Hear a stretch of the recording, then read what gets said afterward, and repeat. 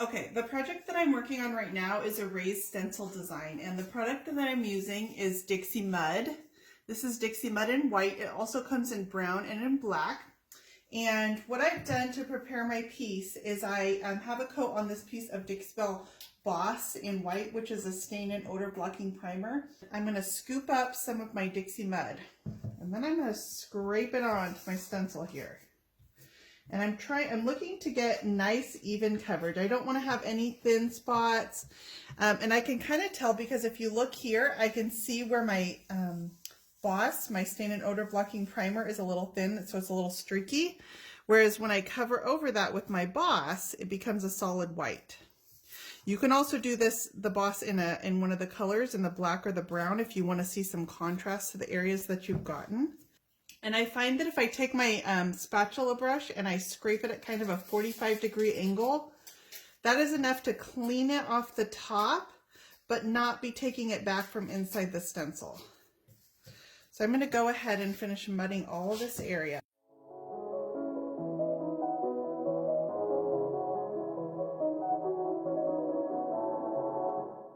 This is one of my drawer edges, so I'm just making sure that where the drawers line up, that I get all those spots, that I've got even coverage across my stencil. So what I'm doing now is I'm going to go back over it, and I'm just going to check and see if I see any shallow spots.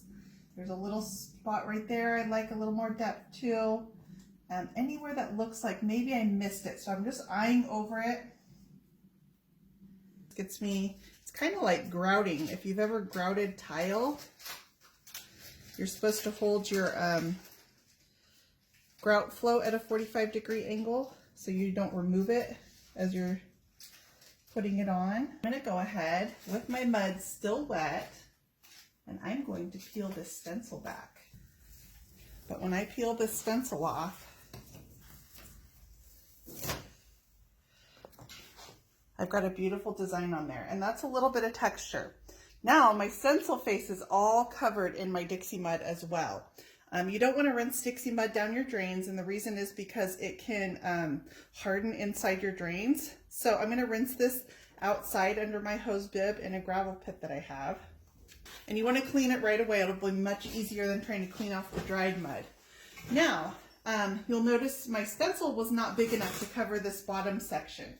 But I don't want to try to place it back on with the wet mud up here. So I'm going to let this dry, and then I will come back and place it across these again. As far as in between the drawers, Dixie Mud sands really, really nicely. So I can come back after this dries, and I will pull these drawers apart, and then I can just sand those edges, and I'll have a nice clean edge. So that is how to use Dixie Mud for a raised stencil design.